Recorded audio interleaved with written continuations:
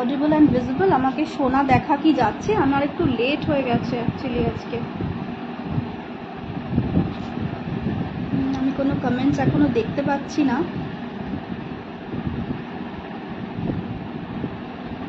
একটু বলবে যে আমাকে এখানে শোনা এবং দেখা যাচ্ছে? আচ্ছা, একজন দেখছে।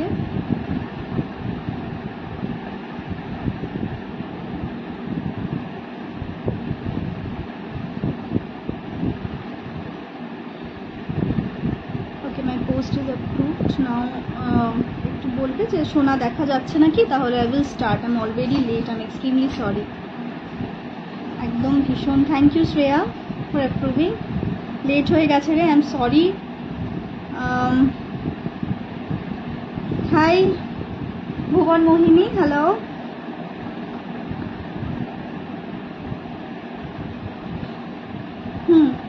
সবাইকে একটা ছোট্ট জিনিস একটু ইনফর্ম করে রাখি, সেটা হচ্ছে একটা জিনিস দেখাই তোমাদেরকে। একটু কোঅপারেশন চাই। এই যে আমার হালুম আমার পাশে ঘুমোচ্ছে, মানে ও অ্যাকচুয়ালি খেলতে খেলতে এখানে ঘুমিয়ে পড়েছে, তো আমি আর ওকে না সরানোর টাইম পাইনি, তো এখানেই ঘুমিয়ে পড়েছে। এবার লাইভের মাঝখানে যদি সে উঠে পড়ে, হাই স্নিগ্ধা, নো ওয়ারিজ, মাঝে মাঝে হ্যাঁ গো লেট হয়ে যায়। আজকে ছুটির দিন, তাও ভীষণ মানে পরিশ্রান্ত, আমি জানি না কেন, আর হঠাৎ করে ভীষণ ক্লান্ত লাগছে mentally. Okay, let's start. Tania all clear, Gaurav Chakraborty hi, good evening, hello Tanushree hi, সব ঠিক আছে। Okay, no it's fine, all fine Shreya, thank you so much dear. আচ্ছা, 25 people are watching, lots of 25 জনের একটা টিম দেখছে আমাকে, ফাইন। ওকে, ফার্স্ট যে গল্পটা দিয়ে শুরু করব, মানে এটা ছোট্ট একটা গল্প, যেটা আমাকে ইন্দ্রজিৎ সিং, বিহার নওয়াদা থেকে ও আমাকে এই গল্পটা শেয়ার করেছে। নিশ্চিন্তে বল, হালুম উঠে গেলে ওকেও নিয়ে নিস। না, হালুম আর গল্প বলতে দেবে না রে বাবু, হালুম হালুম করবে উঠে। আমি ওকে জাস্ট পাশের ঘরে ভাইয়ের কাছে দিয়ে আসবো, 1 মিনিটের ব্যাপার। যদি উঠে যায় দেখা যাক, গল্প শুনে যদি উঠে যায় তাহলে তো কিছু করার নেই, উঠুক, কিছু হবে না। Thank you so much Halum. হ্যাঁ, তো আচ্ছা, লেটস স্টার্ট নাও। এবার ইন্দ্রজিতের ঘটনাটা বলি, ছোট্ট একটা ঘটনা। সেটা হচ্ছে ও একটা বিহারের নওয়াদা বলে একটা গ্রামে ও থাকে। ও এখন এই মুহূর্তে কলকাতাতেই আছে, কলকাতাতে একটা কোম্পানিতে ও চাকরি করে, তো সেই জন্য ওকে ওখান থেকে এখানে মানে রিলোকেট করতে হয়েছে, বাট ও অ্যাকচুয়াল অরিজিন হচ্ছে বিহার, ফাইন। এবং সেটা একটা প্রত্যন্ত গ্রাম, হ্যাঁ, মানে রীতিমতন ওখানে মানে একটা বাড়ির থেকে আরেকটা বাড়ির অনেক অনেক ডিস্টেন্স। যেরকম আমরা গ্রামের একটা ডেসক্রিপশন, একটা বর্ণনা আমাদের মাথার মধ্যে একটা ইমেজ আছে গ্রামের ব্যাপারে, তো প্রচুর প্রচুর ওরকম একটা বাড়ি থেকে আরেকটা বাড়ির ডিস্টেন্স, এবং একটা গ্রাম থেকে আরেকটা গ্রামে ওরা মানে মানে ইটস আ লং ডিস্টেন্স, এবং ওখানে ন্যাচারালি চাষবাস হয়, এরকম একটা গ্রাম আর কি আমি বলতে চাইছি।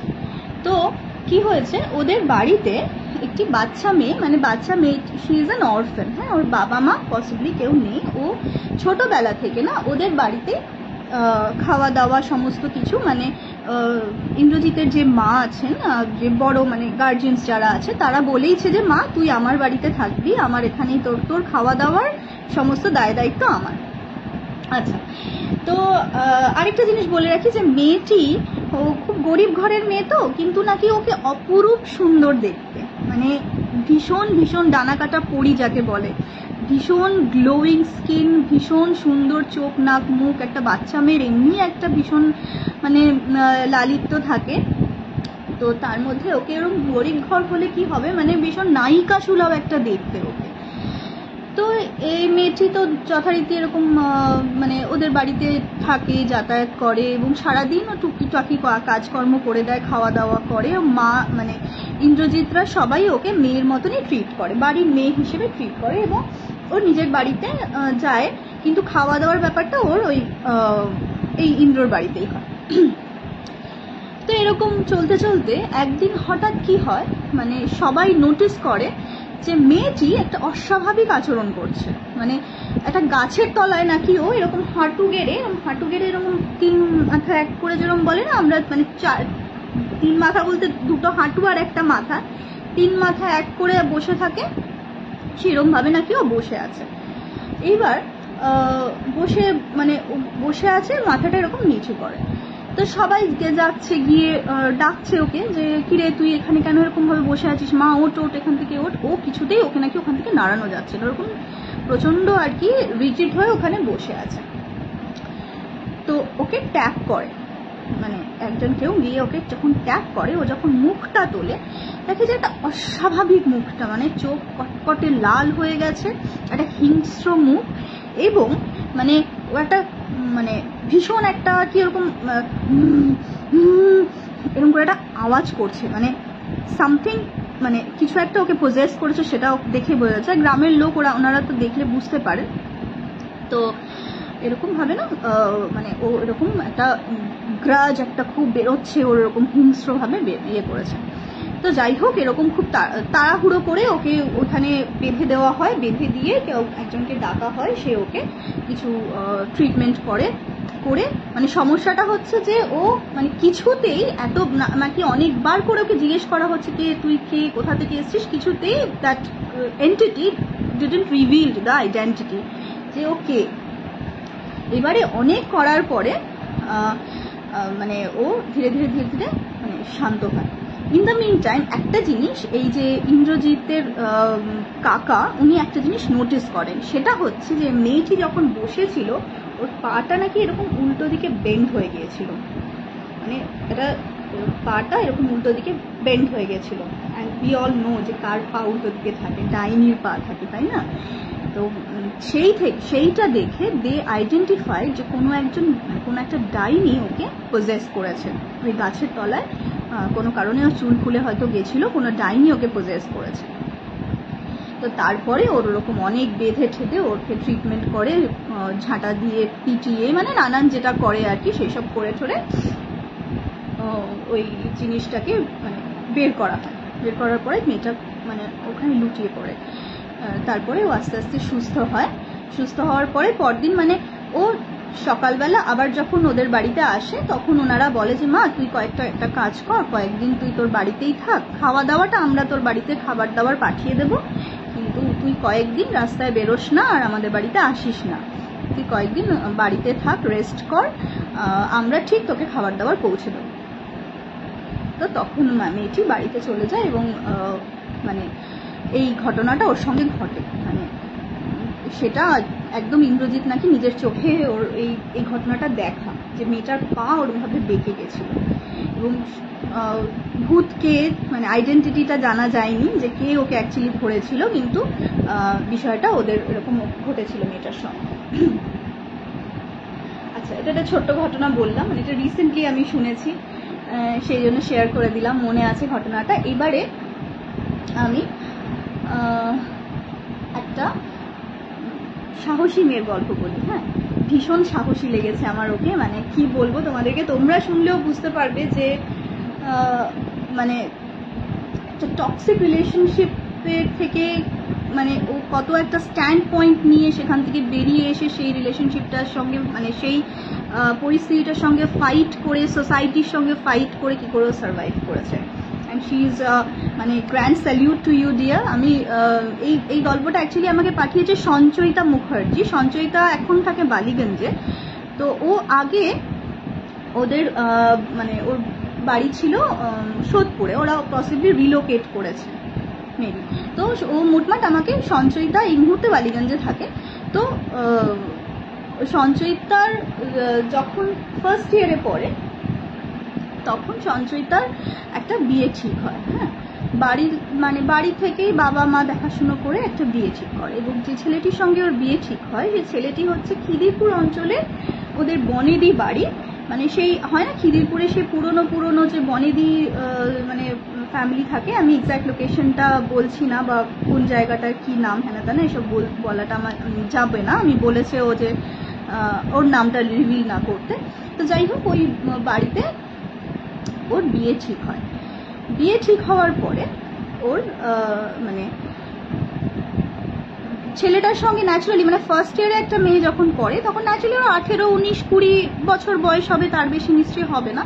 তো ওইটুকু একটা মেয়ের বিয়ে ঠিক হয়, ন্যাচারালি বোঝাই যাচ্ছে যে ছেলেটা মানে ও ব্যাংকে চাকরি করে, ও ব্যাংক ম্যানেজার অলরেডি এস্টাবলিশড, এবং ও একটা বনেদি ফ্যামিলির, মানে বনেদি বড় লোক যারা হয় মানে রীতিমতন তাদের আর কি পশার বেশ ভালো রকম। তারপরে ছেলেটি ব্যাংকে চাকরি পেয়েছে এবং হি ইজ এস্টাবলিশ। এবার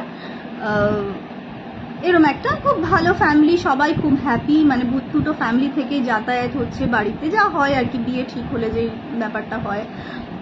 কিন্তু না ওদের মধ্যে যেটা ছিল যে ভীষণভাবে একটা ফিনান্সিয়াল ডিফারেন্স ছিল। মানে মেয়েটাও সচ্ছল পরিবার থেকে বিলং করে ন্যাচারালি, কিন্তু অতটাও মানে বড় লোক ওরা নয়, মানে সোকল্ড উচ্চবৃত্ত নয়, ওরা মধ্যবিত্ত।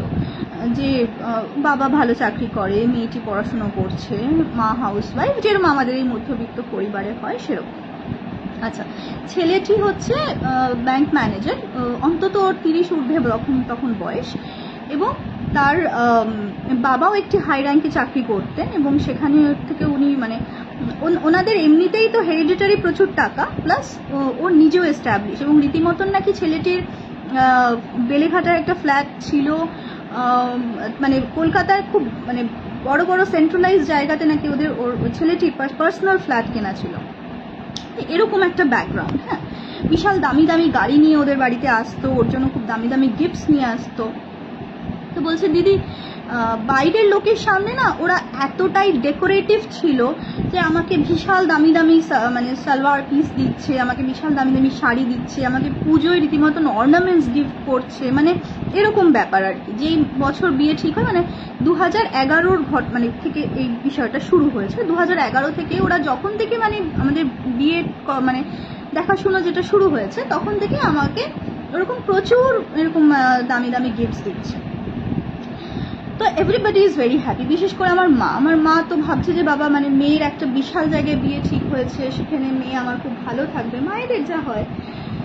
হ্যাঁ, বলছে আমার জিনিসটা কোথায় গিয়ে বাঁধলো দিদি, আমি কনস্ট্যান্টলি দেখতাম যে আমি যখন ওদের বাড়িতে গেছি বা আমি যখন ওই ছেলেটির সঙ্গে ওর বন্ধুর মানে কোনো একটা ধরো পার্টি হচ্ছে, কোনো মানে বন্ধুর বাড়িতে গেছে ওরা, ও ন্যাচারালি সঞ্চয়িতাকে ছেলেটির সঙ্গে করে নিয়ে যেত, যেহেতু উড বি, যেহেতু ফিয়ান্সে। তো মানে এরকম একটা মানে গেট টুগেদারে ওকে খুব মানে বলছে নিচু করে আমাকে খুব আর কি ডাউন করে কথা বলতো, আমাকে, আমার ফ্যামিলিকে, মানে একটা আমার কোনো ক্লাস নেই, মানে এরকম ধরনের আলোচনা, আমার কোনো ক্লাস নেই, ডিরেক্টলি ইনডিরেক্টলি ওকে নানানভাবে এরা ইনসাল্ট করতো। মানে ওর ভীষণ বিষয়টা ইনসাল্টিং লাগতো। বলছে সব থেকে বেশি ইনসাল্টিং লেগেছিল যখন ওর বাবার সঙ্গে আমার বাবাকে তুলনা করে। মানে এরকম একটা সিচুয়েশন যেখানে ওর ফ্যামিলি গেট টুগেদার হচ্ছে, এবং মানে ছেলেটির হচ্ছে বললাম না বনেদি বড় লোক, এবং এরা সব ওই একসঙ্গে কাকা জ্যাঠা, বিশাল বড় বাড়ি, তার মধ্যে ওদের নিজস্ব যদি কোনো ফাংশন হতো তাহলে নিজেদেরই মনে হয় 50টা লোক হয়ে যেত, ওর কাকিমার মেয়েরা, এরকম সব। বলছে তার মাঝখানে কনস্ট্যান্টলি ছেলেটির বাবা মানে নিজের স্ট্যাটাসের সঙ্গে আমার বাবার স্ট্যাটাসের কতটা অমিল। আমার আপত্তিটা কি ছিল যে তোমরা তো, এটা তো লাভ ম্যারেজ নয়, তোমরা তো সমস্ত কিছু দেখে শুনে আমাকে চয়েস করেছো, তাহলে ওয়াই অল দিস কম্প্যারিজন। তো এরকম নাকি চলতে থাকে, এবং বিষয়টা বাড়তে ছেলেটি এতটাই মানে টেকেন ফর গ্রান্টেড হয়ে যায় ব্যাপারটা, যে ছেলেটি তো অস্বাভাবিক এবং মানে আপত্তিকর কথাবার্তা ওকে বলতোই। মানে আপত্তিকর বলতে আমি চাইছি যে ওকে হেয় করে কথা বলা, ওকে ছোট করে কথা বলা, এগুলো তো বলতোই। একটা সময় কি হলো, রীতিমতন ওর উপরে ডমিনেশন তো চলছেই, মানে ও কলেজে কোন বন্ধুর সঙ্গে মিশবে, কোন বন্ধুর সঙ্গে সিনেমা দেখতে যাবে সেটাও এ ঠিক করে দেবে। শুধু তাই নয়, ওর গায়ে হাত তুলতে শুরু করলো। মানে সঞ্চয়িতা যখন প্রোটেস্ট করতে স্টার্ট করলো যে ইউ ক্যান নট ইন্টারফেয়ার, কিছু জায়গা আছে যেটা একান্ত আমার, তুমি সেখানে ইন্টারফেয়ার করতে পারো না, এখনো তো বিয়েটাই হয়নি, তুমি এখনই এরকম করছো, তুমি পরে কি করবে। তো যাই হোক, এরকম অধ্যত্ত যখন মানুষের বেড়ে যায় তখন বাড়তে সত্যি এরকম একটা পজিশনে পৌঁছে যায় যে আর কিছু করার থাকে না। তো সে নিজেও জানে না যে আমি কত দূর যাব।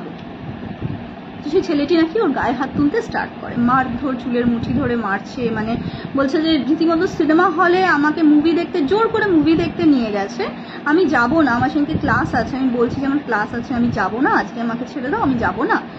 ও রীতিমতন বলছে যে ও সব ক্লাস পরে করবে, কি করবে তুমি এসব পড়াশুনো করে, এত টাকা আমাদের আছে, তুমি পড়াশুনো করে কি করবে, তুমি যে তোমার যেটা আসল করার, মানে আমাকে এন্টারটেইন করা হচ্ছে তোমার কাজ, আমার সঙ্গ দেওয়াটা তোমার কাজ, তুমি সেটা করো।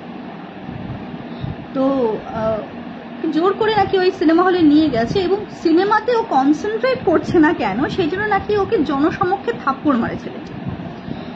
এই ইনসিডেন্টটা হওয়ার পরে ওর মানে বাবাকে গিয়ে সেদিনকে রাত্রি, মানে তখন রীতিমতন ওদের বিয়ের দিন পাকা হয়ে গেছে, নিজেদের মধ্যে মানে কথাবার্তা এগিয়ে গেছে, বিয়ের দিন পাকা হয়ে গেছে। এই ইনসিডেন্টটার পরে ও বাবাকে গিয়ে বলে যে বাবা, আমি এরকম তোমার সঙ্গে আমার খুব দরকারি একটা কথা আছে। তো ওর বাবা ন্যাচুরালি ওকে কাম ডাউন করে, বসায়, দেখে যে মেয়ের অবস্থা খুব খারাপ, মানে প্রচণ্ড টেন্সড কোনো কিছু একটা নিয়ে। তো বলে যে তুমি বলো কি হয়েছে। তখন ও সিম্পল একটা কথা বলে যে বাবা, আমি এই বিয়েটা করতে পারবো না, আমি একে বিয়ে করবো না বাবা, মানে আমার পক্ষে সম্ভব নয় একে বিয়ে করা। তখন তার ভাইব্রেট করছে আমার ওপর। ওকে, তো তখন ওর বাবা ওকে বলে যে মা, this is completely your life, your decision, তুমি জানবে যে তোমার জন্য কোনটা বেটার। অবভিয়াসলি সেটা আমি বিয়ে আজই ভেঙে দেবো, আজই ওর মাকে আমি ফোন করবো, করে বিয়ে ভেঙে দেবো, কিন্তু তুমি আমাকে একটা রিজন বলো, কারণ ওরা তোমাকে জিজ্ঞেস করবে যে কেন, কি রিজন, তুমি আমাকে রিজন বলো। তো তখন ও কিছু কিছু ঘটনা ওর সঙ্গে ঘটেছে, যেগুলো কিছু কিছু ঘটনা বলে যে বাবা এই এই জিনিসগুলো আমার সঙ্গে ঘটছে, আর এই রিজনগুলো কি যথেষ্ট নয়, তুমি কি মনে করো এটা যথেষ্ট নয়? তো বলছে যে বাবা বলছে তুমি এতদিন আমাকে বলনি কেন? তো বলছে যে না আসলে এতটা কথা এগিয়ে গেছে, আমি তোমাকে অনেকবার বলতে চেষ্টা করেছি, ইনফ্যাক্ট বলছে আমি মাকে অনেক কিছু বলেছি, কিন্তু মা কমপ্লিটলি ইগনোরড, তুমি অবধি আমি যাতে না যাই সেজন্য মা আমাকে ইনসিস্ট করেছে, তো আমি ওই জন্য বলতে পারিনি তোমাকে। তো যাই হোক, ভদ্রলোক পুরো কথা শুনেছেন, মানে সঞ্চয়িতার সবটা কথা ওর বাবা শুনে সেই রাত্রে, মানে বলছে যে অন্তত 11:30-12টা বাজে ওর মাকে আমার বাবা ফোন করে এটা বলে যে এরকম আমাদের আর মানে বিয়েটা সম্ভব নয়, এই আমরা যে ডিসিশনটা নিয়েছিলাম সেই ডিসিশনটা থেকে আমি উইথড্র করতে চাই, আমি আমার মেয়েকে আপনার বাড়িতে বিয়ে দেব না। তো এটা শুনে তারা তো মারাত্মক খেপে গেছে, বলছে দিদি পারলে, মানে ফোনের ওপার থেকে মহিলা এমন চিৎকার করছে, মানে রীতিমতন মানে আমরা ভিখিরি, আমাদের এত সাহস কি করে হয় যে ওনার ছেলেকে আমরা না বলছি, মানে মারাত্মক একটা চিৎকার করছে এবং অসভ্যের মতন চিৎকার করছে। তখন আমার বাবা বলছে যে ভাগ্যিস আমি এই ফোনটা আপনাকে করেছিলাম, না হলে আপনার এই আসল রূপটা আমি কোনোদিন দেখতে পেতাম না, মানে এক না একদিন তো রূপটা দেখতেই হতো, কিন্তু ভাগ্যিস আমার মেয়ে আজকে আমাকে বলেছে বলে আমি আপনাকে ফোনটা করেছি, যার জন্য আপনাদের এই ভদ্রলোকের মুখোশের আড়ালে যে এরকম একটা ছোট লোক মানে লুকিয়ে আছে সেটা আমরা কখনো জানতেই পারতাম না।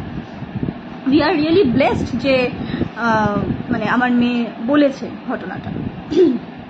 তো যাই হোক, ওরকম মারাত্মক একটা বাজে কনভারসেশনের পরে বাবা ফোনটা রেখে দেন। রেখে দেওয়ার পরে মানে তারপরে ছেলেটা নানান রকমভাবে ওকে ফোন করে, প্রথমে থ্রেট করে যে তুই কলেজে আসবি না, তোকে কিডন্যাপ করে নেবো, এরকম বলতে থাকে যে তুই জানিস আমার কত সোর্স আছে, তুই কলেজে আসবি তো তোকে কিডন্যাপ করে নেবো, কিডন্যাপ করে তোকে গুম করে দেবো, তোর বাবা মা জানতেই পারবে না কি হবে। তো এইসব নানান দিক দিয়ে চলতে থাকে। বলছে যে দিদি আমি সব থেকে বেশি ভয় পাই যেদিনকে ওরা আমার ভাই নিয়ে থ্রেট করে, বলে যে তোর ভাই স্কুলে যায়, স্কুল থেকে তোর ভাইকে দেখবি উধাও করে দেবে, মানে যে আমি সেই দিনকে আমার পায়ের তলা থেকে মাটি সরে গেছে। আমি বাবাকে বললাম যে বাবা ওদের সঙ্গে আমাদের কি পুলিশে জানিয়ে রাখা উচিত? তো বাবা বললো যে না, এদের তো প্রচন্ড প্রতিপত্তি, আমরা যদি পুলিশে জানাইও আমি জানি না কতটা দূর কাজ হবে, তো পুলিশে জানিয়ে লাভ হবে না। এবার এই জন্য আমি চুড়িদার পরি না। এবার কি হলো যে যখন মানে এরকম একটা সিচুয়েশন, ধীরে ধীরে ছেলেটা থ্রেট কল করতে করতে সুর নরম হলো, ছেলেটার সুর নরম করে তখন বলতে শুরু করলো যে আমি চেঞ্জ হয়ে গেছি, তুমি আমাকে যেরকমভাবে মানে যা হয় আর কি, মানে যখন কোনো কিছুতেই কাজ হচ্ছে না তখন সুর নরম করে কথা বলছে। তো বলছে সঞ্চয়িতা বলছে আই ওয়াজ মানে স্টিক টু মাই পয়েন্ট, আমি কোনো কথাই শুনিনি, নানান বন্ধুদের দিয়ে আমাকে ডিস্টার্ব করতো, আমাকে মেসেজ পাঠাতো। এই সব হয়ে যাওয়ার পরে ফাইনালি ব্রেকআপটা হলো, মানে আমার ওই দিক থেকে ডিস্টারবেন্সটা আসা ধীরে ধীরে বন্ধ হলো। বন্ধ হয়ে যাওয়ার পরে বলছে প্রায় বছর 2 কেটে গেছে, মানে এই রিলেশনশিপটা থেকে আমি মুভ অন করে গেছি, প্রায় বছর 2 কেটে গেছে। বছর 2 কেটে যাওয়ার পরে হঠাৎ করে একদিন ছেলেটির বোন আমার ফোনে ফোন করে। তো ফোনে ফোন করে ও বলছে, মানে প্রচণ্ড কাঁদছে মেয়েটি, এবং বলছে যে দাদা তোমাকে কি খুব বিরক্ত করতো, আমার ফোনটা রেখে দিও না, আমার পুরো কথাটা শোনো, দাদা কি তোমাকে খুব বিরক্ত করতো, একটু তো দাদার কথা শুনতে পারতে, দাদু তোমাকে তো ভালোবেসেছিল। তো আমি ভাবছি সব উইয়ার্ড কথা কেন বলছে, কি হয়েছে। তখন আমি বাধ্য হয়ে জিজ্ঞেস করলাম যে কি হয়েছে, কি ব্যাপার, এতদিন পরে এত বছর কেটে গেছে এখন তুমি এসব কথা বলছো, কারণ আমি তো প্রচুর প্রবলেম ফেস করেছি, তুমি তো একটা মেয়ে হয়ে তোমার তো বোঝা উচিত। বলছে ওসব আমি কিছু জানি না, আমি জানি যে আমার দাদা তোমাকে ভীষণ ভালোবেসেছিল, দাদার আজকে অ্যাক্সিডেন্ট হয়েছে। বলছে অ্যাক্সিডেন্ট হয়েছে কোথায়?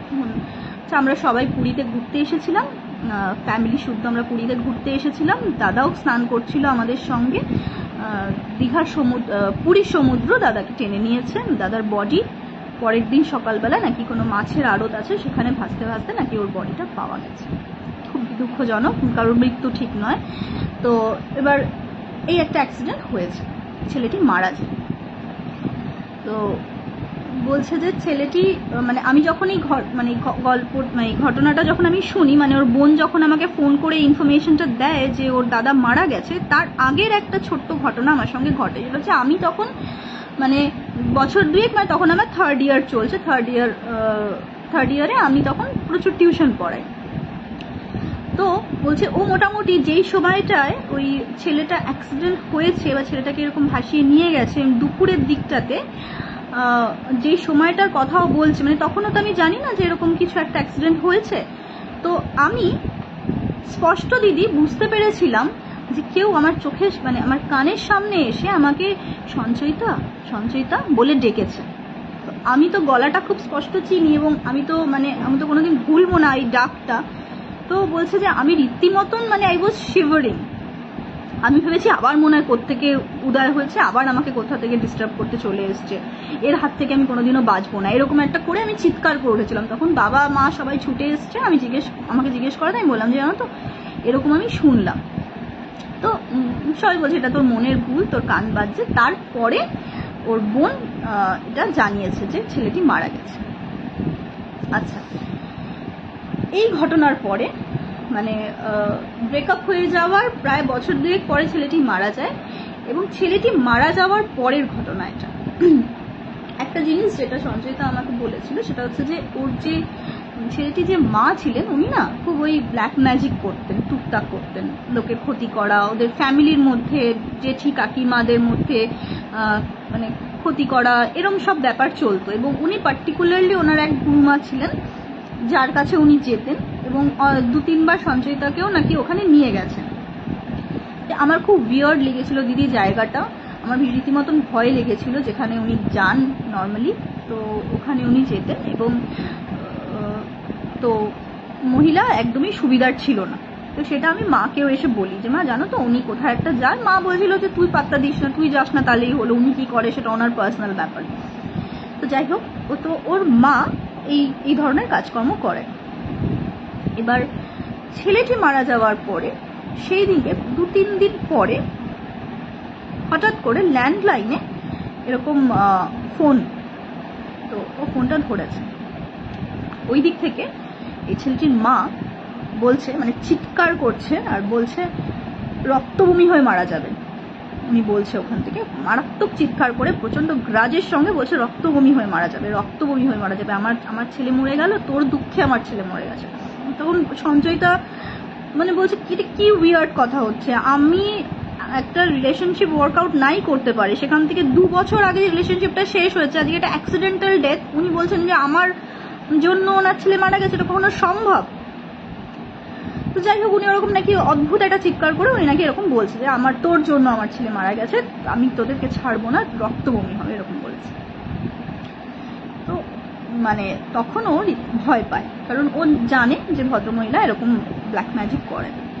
তো ও ওর মাকে বিষয়টা ইনফর্ম করে যে মা, উনি যখন বলছে তখন উনি নিশ্চয়ই কিছু করবে গন্ডগোল, তো চলো আমরা একটা কাজ করি, আমরা কারুর একটা পরামর্শ নিই, আমরা তো এইসব কোনোদিন করিনি, কিন্তু উনি যখন থ্রেট করছে তার মানে এটা একটা মানে উনি উপকারই করেছেন থ্রেট করে। উনি যদি চুপচাপ ক্ষতিটা করেন তাহলে আমরা বুঝতে পারতাম না, উনি রাগের চোটে ফোনটা করে ফেলেছেন। তো এইটা যদি উনি করেছেন তো চলো আমরা কোথাও একটা হেল্প নিই।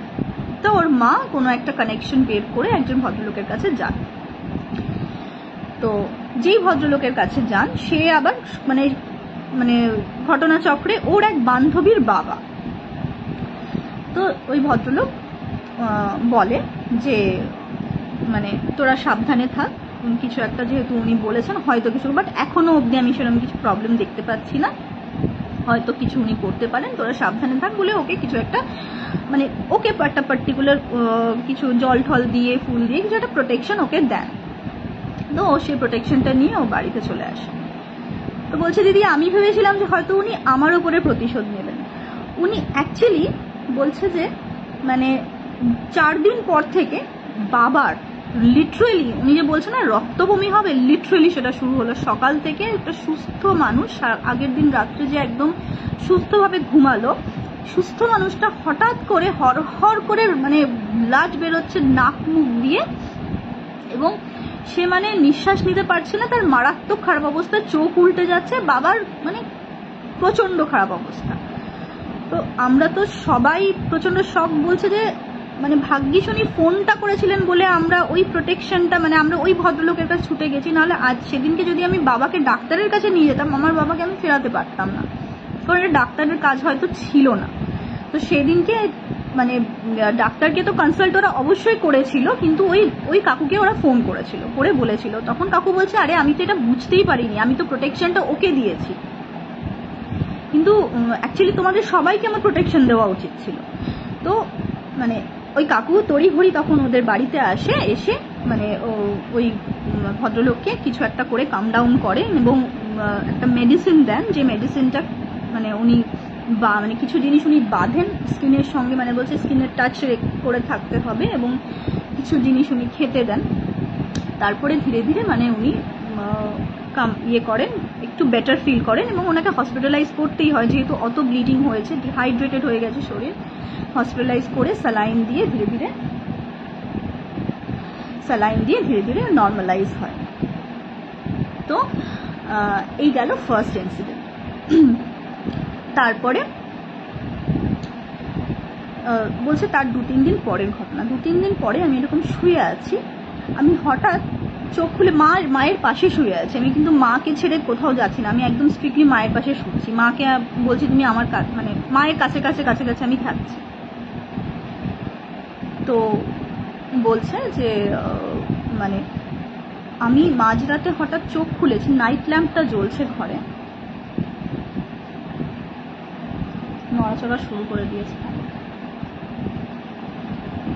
তো নাইট ল্যাম্পটা জ্বলছে ঘরে, আমি দেখছি চোখটা খুলে হঠাৎ করে ফ্যানে, মানে শীতকাল ছিল সেটা, হ্যাঁ শীতকাল ছিল, ফ্যানে ওপরে পা ঝুলিয়ে ওই যে ছেলেটি, ওই ছেলেটি এরকম পা ঝুলিয়ে বসে আছে, এবং এই যে উঠে গেছে। আচ্ছা, তো এরকম পা ঝুলিয়ে ছেলেটি এরকম ঝুলে বসে আছে, আর এরকম ওর দিকে তাকিয়ে আছে, সিলিং ফ্যান থেকে এরকম করে ওর দিকে তাকিয়ে আছে। তো চিৎকার করে উঠেছে, ও মা গো করে চিৎকার করে উঠেছে। চিৎকার করে ওঠার পরে কাকিমাও যথারীতি পাশে শুয়েছিলেন, উনি ও ধরফর করে উঠে বসেছেন। উঠে বসার পরে কি হয়েছে করে কাকিমা আর কাউকে কিছু দেখতে পাচ্ছেন না। তো ও তখন বললো যে জানো আমি এরকম দেখলাম। তো কাকিমা তো মারাত্মক ভয় পেয়ে গেছে এটা দেখে, যে তাহলে তো ছাড়ছে না তোকে, ও তো এসছে এখানে।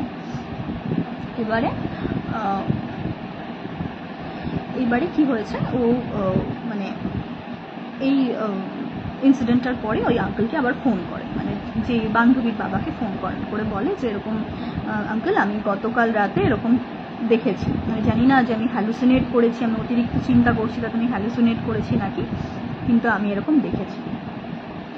তো আঙ্কেল বলেন যে ঠিক আছে তুই আয়, আমি তোকে একটা কিছু প্রোটেকশন দিয়ে দিচ্ছি, প্রোটেকশন দেওয়ার পরে তুই নিশ্চয়ই আর এসব কিছু দেখবি না। তো এবারে ওকে কিছু একটা তাবিজ উনি পরিয়ে দেয়। ও যথারীতি ঘরে এসছে, ঘরে আসার পরে ও দুপুরবেলার ঘটনা বলছে, পাপা এই যে পাপা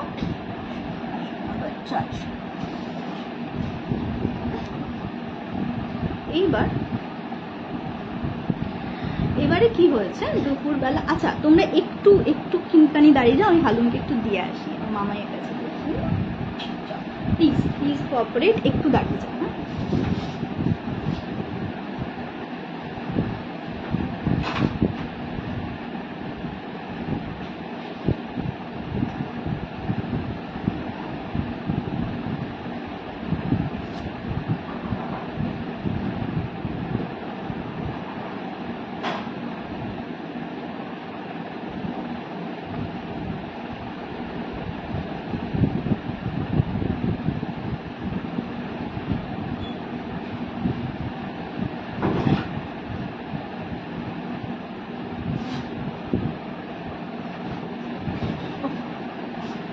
47 people are still watching me. Thank you so much. আচ্ছা তো কি হয়, উনি যখন প্রোটেকশনটা ওকে দিয়ে দেয় তখন ও বাড়িতে চলে আসে। ন্যাচুরালি বাড়িতে চলে আসার পরে দুপুরবেলা, মানে সেদিনকে সকালের ঘটনা, দুপুরবেলা ও শুয়ে আছে। তো শুয়ে মানে কিছু একটা কাজ করছে, মানে বই পড়ছে বা কিছু একটা করছিল। তো বলছে হঠাৎ করে আমার মনে হচ্ছে যে আমার পিঠের ওপরে কেউ একটা এসে বসেছে, আমার প্রচন্ড একটা পেন হচ্ছে আর আমি নড়তে পারছি না দিদি, আমার এত পেন হচ্ছে আমি কিছুতেই নড়তে পারছি না। তখন এইবারে ভদ্রমহিলা মানে ও তো মানে চিৎকার করবে সেটাও পারছে না। তো হঠাৎ করে ওর মা ঢুকে ওর মাও চিৎকার করে উঠেছে, মানে এটা কি কে তুমি বলে কাকিমা নাকি চিৎকার করে উঠেছে। চিৎকার করে ওঠার পরে বলছে আস্তে আস্তে জিনিসটা রিলিজ হয়ে গেল। কাকিমা নাকি দেখেছিলেন যে ওর পিঠের ওপরে একটা কালো ধুয়োর কুণ্ডুলি যদি হয়, সে ধুয়োর কুণ্ডুলি নাকি ওই কালো জিনিসটা ওর পিঠের ওপরে এরকম ভাবে বসে আছে। হ্যাঁ, এবং রীতিমতন মানে ওর দিকে এরকম ভাবে মানে ঝুঁকে জিনিসটা এরকম মানে কিছু একটা কামড় বসানোর জন্য যদি ঝোঁকে, দাঁত বের করে কামড় বসানোর জন্য ঝুঁকলে যেরকম একটা স্ট্রাকচার হবে, অবয়ব হবে যেরকম, সেই রকম একটা জিনিস লাগছে দেখতে। তো কাকিমা দেখে এরকম চিৎকার করেছে, করে এরকম গঙ্গা জল নিয়ে এসে ছিটিয়েছে রীতিমতন, মানে ওখানে হনুমান চালিসা চালিয়ে দিয়েছে, মানে উনি যত রকম কিছু করার ওই ততক্ষণে জিনিসটা ওখান থেকে চলে গেছে। চলে যাওয়ার পরে সঙ্গে সঙ্গে ওই ভদ্রলোককে আবার ওরা ফোন করেছে, করে বলছে যে এরকম। তখন ভদ্রলোক বলছে যে একেবারে ঘরে ঢুকে পড়েছে, মানে এত কড়া ব্ল্যাক ম্যাজিক উনি করতে পারলেন কি করে ওখান থেকে, অত দূর থেকে উনি যদি কিছু চালনাও করে থাকেন, ওনার তো কোনো কিছুর একটা প্রয়োজন হবে, মানে তোমাদের বাড়ির কিছুর একটা প্রয়োজন হবে, পার্টিকুলারলি যার উপরে এই জিনিসটা হচ্ছে তার বোধহয় কিছুর প্রয়োজন হয়, মানে যারা ব্ল্যাক ম্যাজিক করে বা চালনা করে তারা ওই জামার টুকরো, কাপড়ের টুকরো কিছু একটা দরকার হয়, যেটার হেল্পে করে। বলছে আমি এতদিন ভাবছিলাম যে উনি মানে করলেও সেটা দূর থেকে কিভাবে করবেন। ঠিক আছে, আমি তোমাদের বাড়িতে আসছি, তোমাদের বাড়িতে গিয়ে ইনভেস্টিগেট করতে হবে, নাহলে সম্ভব না। তো উনি নাকি কিছু গুনে ঠুনে বলেন যে তোমার বাড়ির কেউ ওদেরকে হেল্প করছে এসব করার জন্য। যে ভদ্রমহিলা দেখো গিয়ে ওদের এত টাকা, তো ওরা নিশ্চয়ই কাউকে একটা অ্যাপয়েন্ট করেছে তোমাদের বাড়িতে, যে কিনা তোমার জিনিসপত্রগুলো চালান করেছে ওখানে, তবে গিয়ে এই যে ব্ল্যাক ম্যাজিকটা উনি করেছেন এটা সম্ভব হয়েছে, আদারওয়াইজ কিন্তু সম্ভব হতো না। তো তারপরে উনি জিজ্ঞেস করেন তোমার বাড়িতে কে কাজ করে, কাজের লোক কেউ আছে যে মানে হামেশা আনাগোনা করছে ঘরে, এরকম কেউ আছে? তখন ভদ্রলোক বলছে যে একজন তো ঠিকে কাজের লোক আছে যে ঘর মোছা বাসন মাজে, তিনি হচ্ছেন বহু বছরের, মানে অনেক 20-25 বছর ধরে নাকি উনি ওই বাড়িতে কাজ করেন এবং ওই পাড়ায় নাকি উনি মানে বহু বছর ধরে কাজ করেন এবং খুব ভদ্রমহিলা নাকি খুব ভালো। তো আরেকজন বলছে যে তাহলে কি উনি করবেন? তো বলছে আরেকজন আছে যে ওর ভাইকে স্কুলে যাতায়াত মানে স্কুলে নিয়ে যাওয়া নিয়ে আসার কাজ করে এবং উনি নতুন জয়েন করেছেন। তখনই ভদ্রলোক বলছে ওনাকে ধরো, উনি বলতে পারবে।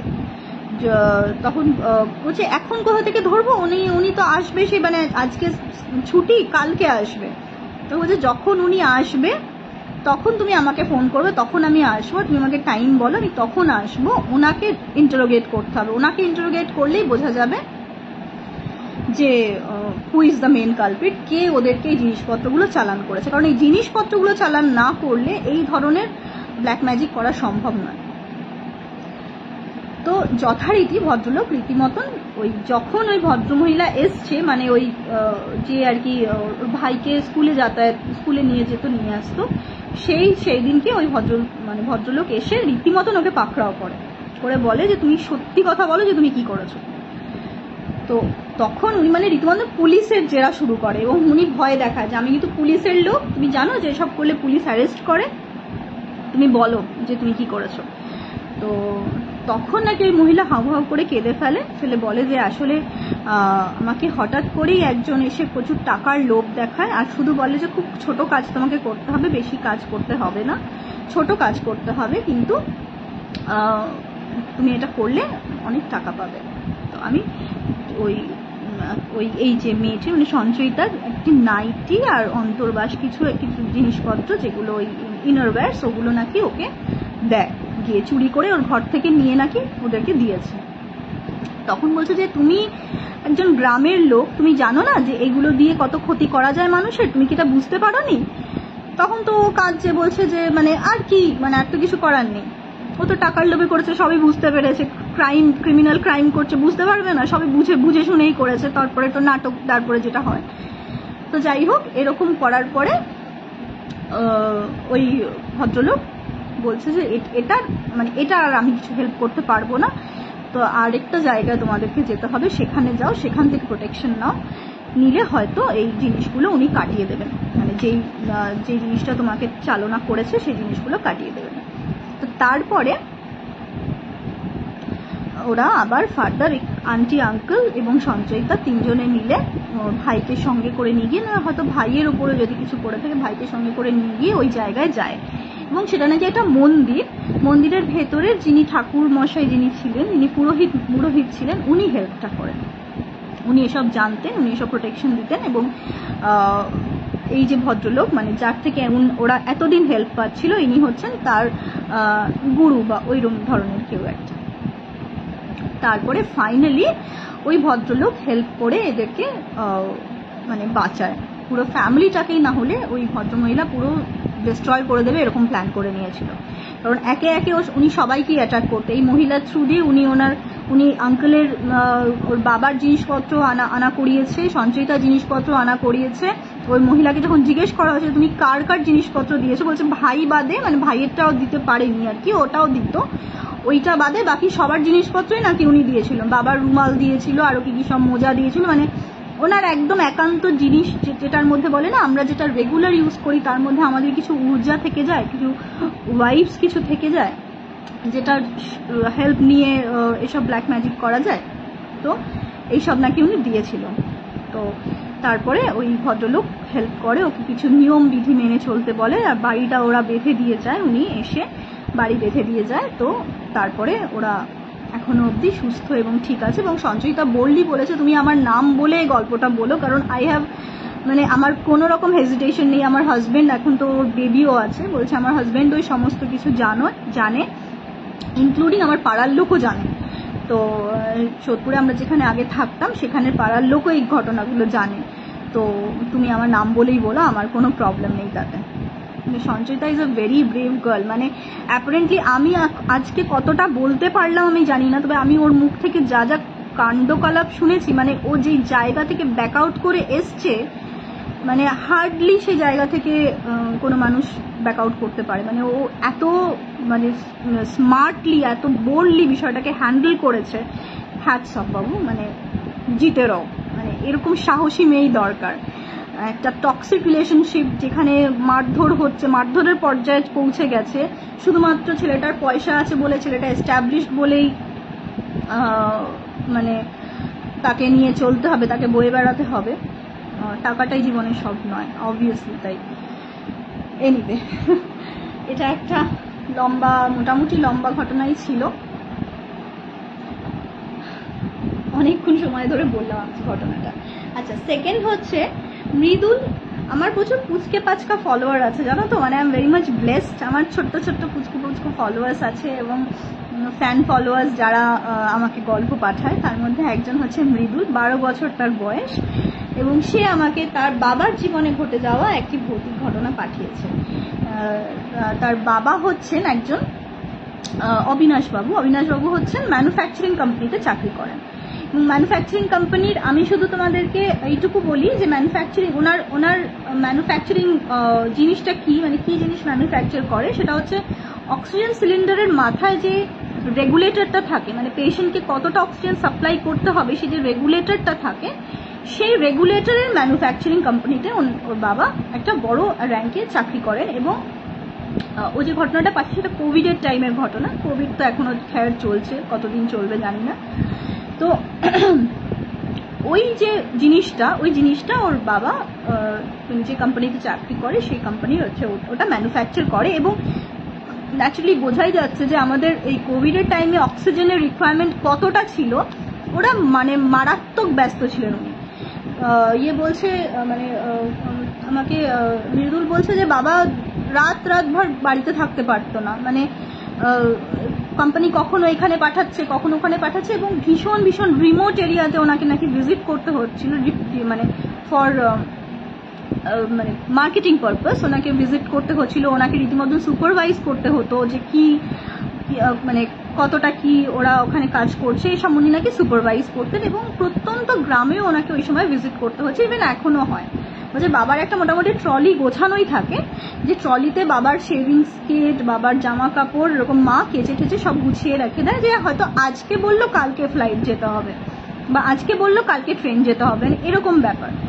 তো সেই জন্য সবসময় এরকম একটা ট্রলি গোছানো থাকে। তো অবিনাশবাবু তখন সেবারে শিমুলতলার কোনো একটা এরিয়াতে উনি গেছিলেন ইন্সপেকশনের জন্য। ওখানে ওনাদের প্রোডাক্টস এরকম ডিস্ট্রিবিউশনের একটা ব্যাপার আছে, হাব আছে ওখানে। তো ওখানে উনি গেছিলেন। তো শিমুলতলার কোনো একটা হোমস্টেতে ওনার কোম্পানি ব্যবস্থা করেছিল, এবং মানে রীতিমতন মানে হি ওয়াজ ফোর্সড টু স্টে দেয়ার। বলছে হোমস্টেটা বাবার একদম পছন্দ হয়নি, কিন্তু যেহেতু কোম্পানি ব্যবস্থা করেছে এবং অত তাড়াহুড়ো করে কোনো কিছু ওখানে পাওয়া যাচ্ছে না, তখন একটা হোমস্টে ব্যবস্থা হয়েছে। তো উনি বলছে কিছু বলতেও পারেনি, আমি এখানে থাকতে পারবো না। বলছে কাজের জায়গা থেকে হোমস্টেটা অনেকটা ডিস্টেন্স, মানে বাবাকে সকালে উঠে অনেকটা ট্রাভেল করতে হচ্ছে। বাট স্টিল এমন একটা মানে প্যান্ডামিকের টাইম, যেহেতু কোম্পানি দূর থেকে অ্যারেঞ্জ করছে, ওনারাও অত বেশি দেখেননি ব্যাপারটা যে কতটা রিমোট হয়ে যাচ্ছে বা ডিস্টেন্স কতটা বেশি হয়ে যাচ্ছে। বলছে যে আপাতত ওখানে 2-3 দিনের জন্য ওখানে একটা হোমস্টের ব্যবস্থা করেছে। তো উনি তো ওখানে গেছেন, গিয়ে এবার প্রথম দিনের ঘটনা এটা। প্রথম দিন উনি ওই সন্ধে নাগাদ গিয়ে নাকি পৌঁছেছেন ওখানে। পৌঁছানোর পরে খাওয়া দাওয়া করেছে। খাওয়া দাওয়া করে উনি ওনার একটা সেপারেট রুম দিয়েছে ওরা। ওখানে কিন্তু রীতিমতো একটা ফ্যামিলি থাকে, মানে একটা হাজবেন্ড, তার ওয়াইফ, তার 2টো বাচ্চা, একটা ফ্যামিলি থাকে। যেরকম হোমস্টেগুলো হয় না, নিজের বাড়ির মধ্যেই একটা ওরা কমার্শিয়াল পারপাসে একটা বানায়, সেখানে ওরা নিজেদের ঘর থেকেই, তোমরা যারা হোমস্টেতে থেকেছো we all know about it, যে একদম ঘরোয়া বিষয়টা, তো পেইং গেস্টের মতন। হ্যাঁ, তো ওরকমই একটা এনভায়রনমেন্টে গেছেন। খাওয়া দাওয়া খুব ভালো, মানে এভরিথিং ওয়াজ ফাইন। গিয়ে উনি ওখানে স্টে করছেন রাত্রিবেলা। রাত্রিবেলা তখন প্রচণ্ড tired, out of journey, he is very tired. ঘুমোচ্ছেন রাত্রি 1:30-2টো নাগাদ, এবং উনি সমস্ত দরজা জানলা লক করে শুয়েছেন। রাত্রি 1:30-2টো নাগাদ বলছে যে এরকম একটা ঠান্ডা হাওয়া লাগছে, কিরকম একটা ঠান্ডা একটা হাওয়া লাগছে। তো উনি চাদর মুড়ি দিয়ে শুয়েছিলেন, তিনি চোখটা খুলে দেখেন যে জানলাটা খোলা, মানে হাট করে খোলা জানলাটা। ছিটকিনি দেওয়া জানলা, কেউ ছিটকিনি তুলে না খুললে কোনোদিন এরকম ভাবে খোলা থাকে না, জানলাটা হাট করে খোলা। উনি স্টান্ট হয়ে গেছেন দেখে, আমি না ছিটকিনি আটকে শুয়েছিলাম। এবং ওনার রীতিমতন প্রথমবারই একটু ভয় ভয় লাগে, কারণ একে অচেনা জায়গা, তার উপরে হি ক্লিয়ারলি রিমেম্বার্স, যেহেতু উনি ট্রাভেল করেন, উনি এই জিনিসগুলো খুব বেশি মেনটেন করেন, যেহেতু ওনার কাছে খুব কনফিডেন্সিয়াল জিনিসপত্র থাকে, উনি সমস্ত কিছু মানে প্রোটেক্ট করার জন্য ভালো করে ছিটকিনি দরজার আটকে ঘরে শোন। উনি কখনোই এরকম ওপেনলি শুয়ে পড়েন না। তো উনি গিয়ে জানলাটাকে লক করেন। জানলাটাকে লক করার পরে আবার গিয়ে যথারীতি উনি শুয়ে পড়েন। শুয়ে পড়ার পরে আবার দেখছে যে এরকম মানে জানলাটা ওরকম খোলা। চোখ খুলে দেখছে, মানে ঠান্ডা ঠান্ডা হাওয়া লাগে, চোখ খুলে দেখছে জানলাটা খোলা। উনি তখন ঘরের লাইট ফাইট জ্বালিয়ে দিয়েছেন, বুঝতে পেরেছেন যে সামথিং ইজ গোয়িং রং। ঘরের লাইট ফাইট জ্বালিয়ে দিয়ে উনি জানলাটাকে আবার লক করে দিয়ে সেদিনকার মতন কোনো রকমের রাতটা কাটিয়েছেন। তো সারা রাতে উনি আর কিছু মানে এক্সপিরিয়েন্স করেননি। তো উনি ডিসাইড করেছেন যে এখানে মোটামুটি এখন কোম্পানিকে একদিন দুদিনের জন্য যদি আমি বলি যে এখন আমাকে চেঞ্জ করে দাও, ওরা শুনবেও না, বেকার ক্যাচাল বাড়বে, তার থেকে মোটামুটি আমি লাইট অন করে 2-3 দিন কাটিয়ে দেবো, কাউকে কিছু বলার দরকার নেই। আর ঠিক আছে, মানে জানলাই তো খুলে যাচ্ছে, আমি গিয়ে বন্ধ করে দিচ্ছি, নট দ্যাট মানে বড় কিছু প্রবলেম যেটা আমি বলবো, আর কেউ শুনবেও না এসব বললে। তো এবার নেক্সট দিন কি হয়েছে, নেক্সট দিন উনি ভোরবেলা সাইট ভিজিট করতে বেরিয়ে গেছেন। যেহেতু বললাম যে ওনার ডিস্টেন্সে হয়ে গেছিল অনেকটা, যা মানে যেখানে লোকেশন সেখান থেকে ওনার যেখানে ভিজিট করতে হবে সেই জায়গাটা অনেকটা ডিস্টেন্স। তো উনি মানে ওখানে গেছেন সকালবেলা। যাওয়ার সময় উনি ওই হোমস্টেটার ভেতরে একটা পাতকুয়ো দেখতে পান, এবং যেহেতু অবিনাশবাবু গ্রামের ছেলে, ওনার খুব নস্টালজিয়া পাতকুয়ো নিয়ে। মানে আমরা এখন তো আর দেখাই যায় না দৃশ্যটা, আগে আমার মামার বাড়িতেও ছিল, মানে পাতকুয়ো থেকে জল তুলে গায়ে ঢালার মজাটাই আলাদা, একদম কনকনে ঠান্ডা জল মানে তুলে তুলে গায়ে ঢালা, ভীষণ সুদিং একটা ফিলিং।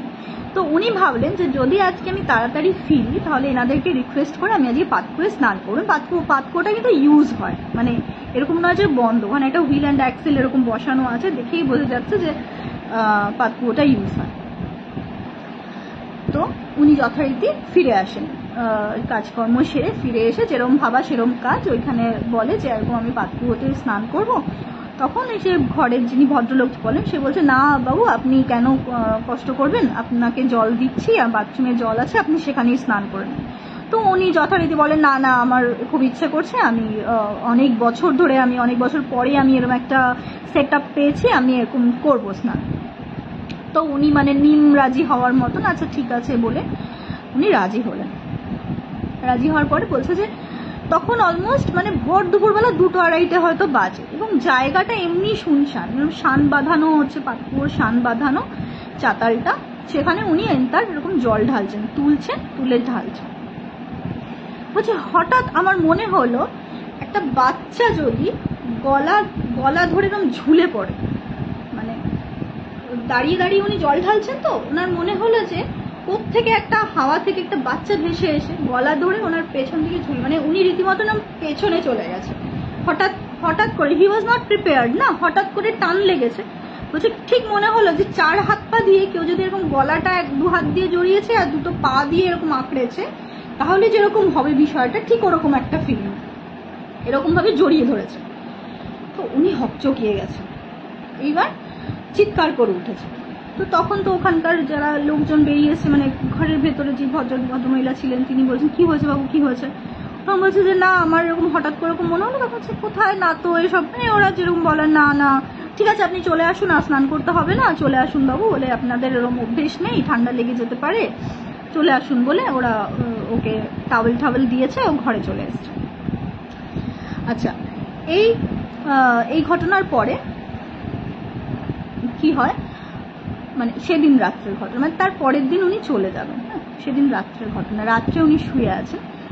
শোয়ার পরে যথারীতি ওই 1-1:30 নাগাদ আবার সেই, মানে উনি লাইট কিন্তু অন করেই শুয়েছেন, 1-1:30 নাগাদ হঠাৎ ওই জানলাটা, যে জানলাটা বারবার খুলে যাচ্ছিল, সেই জানলাটায় কেউ একটা নক করছে, টাক টাক টাক নক করছে। উনি তো ডিসাইডেড যে আমি জানলা খুলবো না, কুছ ভি হো যায় আমি জানলা খুলবো না। উনি চাদর টাদর মুড়ি দিয়ে, লাইট অন করে চাদর মুড়ি দিয়ে উনি চুপচাপ শুয়ে আছেন। সাডেনলি উনি বুঝতে পারছেন চাদরের টান পড়ছে, মানে এরকমভাবে ধরে আছেন তো বুঝতে পারছে চাদরটা টান পড়ছে, ন্যাচারালি ওনার হাতটাতেও টান পড়ছে না, যেহেতু উনি ধরে আছেন বিষয়টা, চাদরটা টান পড়ছে। হি ওয়াজ লাইক ওরে বাবারে করে, মানে মারাত্মক ভয় পেয়ে গেছে, করে মাথা টাথা মুড়িয়ে নিয়ে পুরো এরকম গুজি মেরে শুয়ে আছে। তো তখন বলছে হঠাৎ করে লাইট অফ হয়ে গেছে, উনি তো লাইটটা জ্বালিয়ে শুয়েছিলেন, হঠাৎ করে লাইটটা ধাম করে অফ হয়ে গেল। অফ হয়ে যাওয়ার পর উনি স্পষ্ট বুঝলেন যে একটা হাত এসে এরকম চাদরটা ওনার গা থেকে সরিয়ে নিল। উনি যে চাদরটা গায়ে দিয়েছিলেন, মানে just think of it, how much মানে ডরাবনা সিচুয়েশন ওয়াজ দ্যাট। এরকম চাদরটাকে খাবলা দিয়ে ধরে এরকম সাট করে সরিয়ে নিল। সরিয়ে নেওয়ার পর চিৎকার করে উঠেছেন, চিৎকার করে কোনো রকমের হামাগুড়ি দিয়ে এরকম করে মানে ইয়েটা দরজাটা খুলেছেন। দরজাটা খোলার পরে লোকজন ডেকেছে এবং উনি তখন দেখছে, মানে লোকজনকে রীতিমতো চিৎকার চেঁচামেচি করে ডাকার পর ওরা পাশের ঘর থেকে বেরিয়ে এসছে। উনি দেখছেন যে ওনার চাদরটা ঠিক দরজার কাছে পড়ে আছে, ওনার গা থেকে টান মেরে নিয়ে কেউ একজন দরজার কাছে অব্দি চাদরটা নিয়ে গেছে। তো উনি তো মারাত্মক চিৎকার করছেন, আমি এই ঘরে কিছুতেই থাকতে পারবো না, আপনারা তো ডেফিনেটলি কিছু লুকোচ্ছেন, আপনাদের কিছু একটা গন্ডগোল আছে, এখানে আমি থাকতে পারবো না। তখনই ভদ্রলোক বলছে ঠিক আছে আপনি আজকে রাতের মতন আমার ঘরে এসে আমাদের সঙ্গে এসে থাকুন, কোনো অসুবিধা হবে না। তখন ভোরবেলা হতে না হতেই উনি কোম্পানিকে ফোন করেছে যে আমার পক্ষে এখানে থাকা সম্ভব নয়। তো কোম্পানি থেকে বলছে ঠিক আছে তাহলে, মানে সেদিনকেও একটা মানে জায়গায় ভিজিট করার কথা ছিল, তারপরে প্রপার চেক আউট করার ব্যাপার ছিল সন্ধ্যেবেলা, বলছে আমি আর এক মুহূর্ত এখানে থাকতে পারবো না। তো তখন যে ভদ্রলোক হোমস্টের যে ভদ্রলোক উনি বলছেন যে বাবু আমি তাহলে আপনাকে একটা পাশের হোমস্টে ব্যবস্থা করেছি। উনি বলছেন আমি এই এরিয়াতেই থাকবো না, আমার মারাত্মক ভয় লেগেছে, কালকে আমি মরে যেতে পারতাম হার্ট ফেল হয়ে। তো তখন উনি লোটা কম্বল দিয়ে রীতিমতন বেরিয়ে পড়ে ওনার সাইটের কাছাকাছি চলে গেছেন, চলে গিয়ে ওখানে কোনো রকমে ওখানে যে লেবাররা কাজ করছিল তাদেরকে রিকোয়েস্ট করে তাদের একটা বাড়িতে উনি থাকার ব্যবস্থা করেন। এবং উনি নাকি ফার্দার জানতে পারেন মানে ওই পার্টিকুলার হোমস্টেটা এবং ওর আশেপাশের হোমস্টেগুলোও নাকি হন্টেড। এবং ওই হোমস্টেটাতে নাকি একটা বাচ্চা ছেলে ছিল যে কোনো একটা পুকুরে ডুবে, মানে আশেপাশে কোনো একটা পুকুরে ডুবে ও মারা যায়। এবং তারপর থেকে যেহেতু ওটা একটা বেবি সোল, সেই জন্য ও প্রচণ্ড মানে চঞ্চল এবং ওকে কন্ট্রোল করা যায় না, ও ভীষণভাবে লোককে ডিস্টার্ব করে ওই বাচ্চাটা। তো এই হচ্ছে মোটামুটি ব্যাপার, মানে উনি ওইখান থেকে মানে রীতিমতন হার্ট ফেল হয়ে যাওয়ারই জোগাড়। আমি থাকলে আমারও হার্ট ফেল হয়ে যেত, কেউ গা থেকে চাদর টেনে নিয়ে গিয়ে দরজার সামনে ফেলে দিয়েছে, ইট ইজ হরেবল। তো এই হচ্ছে মৃদুলের ঘটনা। Mridul, thank you dear so much for sending me this, so cute of you. আচ্ছা কটা বাজে? What is the time? What is the time? 10:30। আর একটা ঘটনা আছে, কিন্তু ঘটনাটা একটু বড়।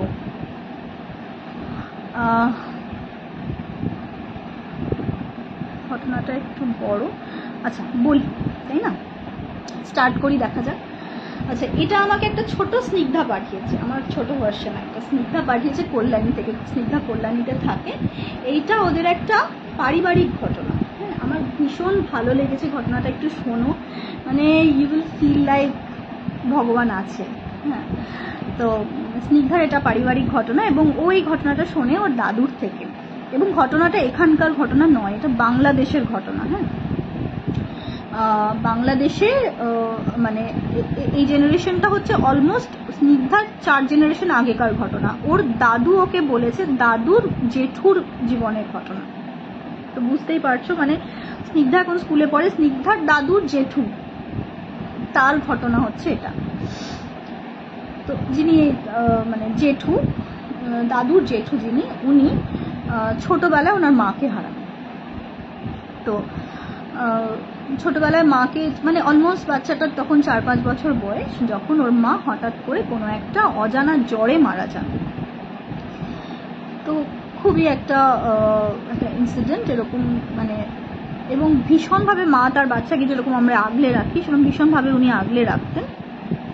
তো এবার এই এরকম হওয়ার পরে তো ন্যাচারালি তার মানে ঠাকুমা দাদু যারা আছে তারা বাচ্চাটাকে খুব বেশি প্রোটেকশন দিতে স্টার্ট করে এবং ওর বাবার আরেকটি বিয়ে দেয়। তো বাবার বিয়ে দেওয়ার পরে সৎ মা আসে ঘরে।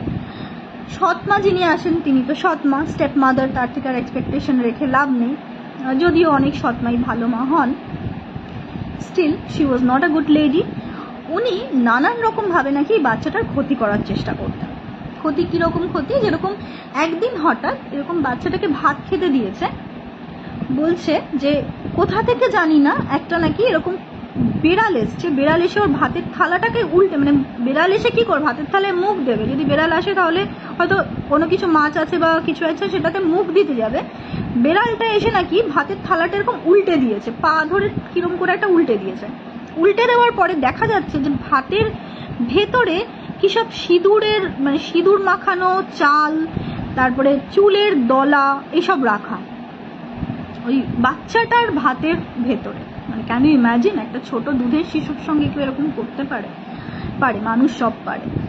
তো বাচ্চাটার ভাতের নাকি ভেতরে এরকম জিনিসপত্র রাখা, সেটা তার ঠাকুমা দেখে যে, এবং তখনই ওর প্রতি ট্রাস্টটা উড়ে যায়। তখন ও বলে যে তোমাকে ভাই খেতে দিতে হবে না একে, আমি আমার নাতিকে খেতে দেবো, তুমি তোমার মতন থাকো, ওর তুমি যদি এত বড় ক্ষতি যদি তুমি ওর করতে পারো তাহলে তোমাকে বিশ্বাস করার কোনো জায়গা নেই, আমার নাতি আমি দেখে নেব।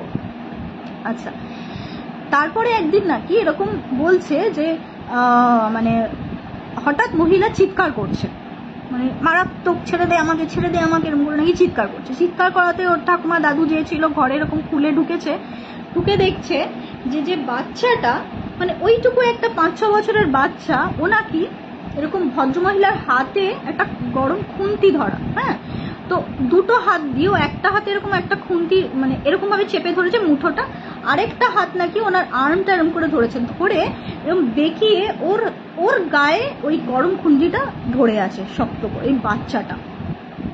আর ওই মহিলা চিৎকার করে যাচ্ছে আমাকে ছেড়ে দে, আমাকে এক্ষুনি ছেড়ে দে। আর বাচ্চাটা নাকি বলছে মানে অসুরের মতন শক্তি ওর গায়ে, ও ওরকম গর্জাচ্ছে আর রীতিমতো বলছে তুই আমার ছেলেকে কষ্ট দিবি, তুই আমার ছেলেকে মারবি, তোকে আমি শেষ করে দেবো। বাচ্চাটা নাকি ওরকম গজরাচ্ছে আর একটা মানে ডিফারেন্ট ভয়েসে ও কনস্ট্যান্টলি বলছে তুই আমার ছেলেকে কষ্ট দিবি, তোকে আমি মেরে ফেলবো।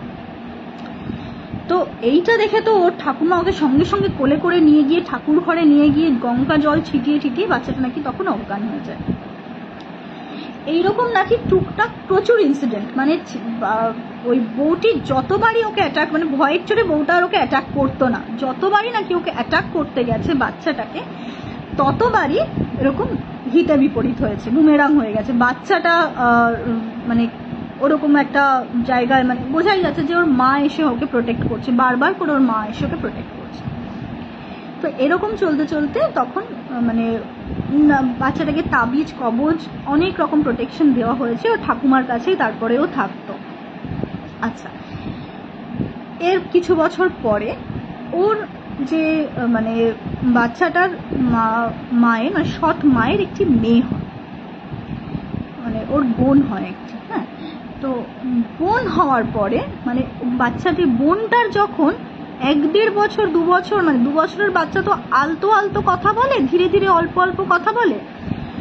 তো এটা ওর ঠাকুমার কথা যে ওই যে বাচ্চা মেয়েটা, ওই মেয়েটা মানে বিষয়টা হচ্ছে যে ইট ইজ আ রিইনকার্নেশন কেস, মানে ওই মা সুলভ কথা বলতে শুরু করে, মানে ছেলেটির মা সুলভ অ্যাটিটিউডও করতে শুরু করে। মানে ওর দাদা ওর থেকে হয়তো 7-8 বছরের বড়, ও ওর সঙ্গে মানে ভীষণ একটা ওকে প্রোটেকশন দেওয়া, এবং এই জিনিসটা নাকি মানে সারা জীবনের জন্য চলেছে। মানে মা যেরকম বাচ্চাকে প্রোটেক্ট করে, বলছে উল্টে ওর মায়ের উপরে চড়াও হয়ে যেত যখন মানে 5-6 বছরের একটা বাচ্চা রীতিমতন ওর দাদাকে কেন বড় মাছটা দেওয়া হচ্ছে না, ওর দাদাকে কেন খেতে দেওয়া হচ্ছে না, ওর দাদার সঙ্গে কেন মিসবিহেভ হচ্ছে, এটা নিয়ে রীতিমতন নাকি চিৎকার করতো। এবং ওই বাচ্চাটা নাকি বলতো আগে দাদাকে দাও, আগে পরে আমাকে দাও, আগে দাদাকে দাও, মানে এরকম আলতো আলতো আদো আদো গলায় নাকি বলতো। এবং মানে এরকম বলতো যে তুই স্কুলে যা, তুই পড়তে যা, মানে মায়েরা যেরকম ভাবে ওকে বকে না, আর দাদারও বোনের প্রতি একটা অদ্ভুত ভালোবাসা, মানে এটা তো হতে বাধ্য, মানে দাদারও বোন দাদাকে ছাড়া থাকতে পারে না, দাদা বোনকে ছাড়া থাকতে পারে না, এরকম একটা সম্পর্ক। তো তখন ওর ঠাকুমা বুঝতে পারে, মানে ধীরে ধীরে এটা রিয়েলাইজ করে ওরা বাড়ির সকলে, যে ওর মাই ফিরে এসেছে। তো তারপরে আস্তে আস্তে, মানে তারপরে তো মেয়েটি অনেক বড় হয়, পড়াশুনো শেখে, এবং এই স্মৃতিগুলো ওর আস্তে আস্তে মুছে গেছে, মানে ছোটবেলার স্মৃতিগুলো 5-6 বছর অবধি হয়তো ছিল, তারপরে আস্তে আস্তে মুছে গেছে, কিন্তু সম্পর্কটা সেই জায়গায় থেকে গেছে। মানে দাদার প্রতি যে ওর মারাত্মক একটা ভালোবাসা, একটা টান, এবং দাদারও বোনের প্রতি যে মারাত্মক একটা টান, মানে ভগবান আছে বললাম এই জন্যই যে জায়গাটা মনে হয় এই যে মা চলে যাওয়ার পরে বোনকে পাওয়া, মানে এই জায়গাটা ভগবান না থাকলে কি করে সম্ভব, মানে এই বাচ্চাটাকে আবার ওর মাকে ফিরিয়ে দেওয়া না। তো আমি নিজে ইমোশনাল হয়ে যাচ্ছি বলতে গিয়ে। এই শেষ জীবন অবধি নাকি, মানে এই ভদ্রলোকের জেঠু, দাদুর জেঠু যিনি, এবং তার বোনের একটা অদ্ভুত, মানে ঐশ্বরিক একটা ভীষণ সুন্দর একটা সম্পর্ক শেষ জীবন অবধি নাকি ছিল, এবং এরা একে অপরকে ভীষণ ভালোবাসতো। মানে even they have seen this, এই দাদু নাকি এটা দেখেওছে যে এরা ভীষণ ভালোবাসতো। আর এই যে ইনসিডেন্টটা, এটা এদের একদম পারিবারিক ইনসিডেন্ট, এবং এটা মোটামুটি ওর যে মানে দাদুর যে মা ছিলেন উনি, ওনার মুখেই শোনা সব কিছু উনি বলেছিলেন যে এরকম একটা ব্যাপার। কিন্তু পরবর্তীকালে আর মেয়েটিকে মনে করিয়ে দেওয়া, মানে ওনারা আর মনে করিয়ে দেননি যে ও অ্যাকচুয়ালি কে, কারণ ও হয়তো বড় হয়ে হয়তো এটা নিয়ে ভাবতে থাকতো, সেই জন্য ওকে এই বিষয়গুলো যত ভুলে যাচ্ছিল সবাই ওকে ভুলতেই দিচ্ছিল, কিন্তু ওদের ভালোবাসাটা একই রকম থেকে গেছিল, দাদা আর বোনের ভালোবাসাটা একই রকম থেকে গেছিল শেষ অবধি। কেমন লাগলো? আমার তো মারাত্মক লেগেছে, ভীষণ ভালো লেগেছে। চলো, অনেক রাত হয়ে গেছে, 36। হালুমকে খাওয়াতে হবে, হালুমও উঠে পড়েছে, জানি না কি দোষীবৃত্তি করছে। Good night. তোমাদের সবার আমি কমেন্টস নিশ্চয়ই দেখে নেব, আপাতত গিয়ে একটু হালুমকে খাইয়ে নিই। গুড নাইট সবাইকে, ভালো থেকো।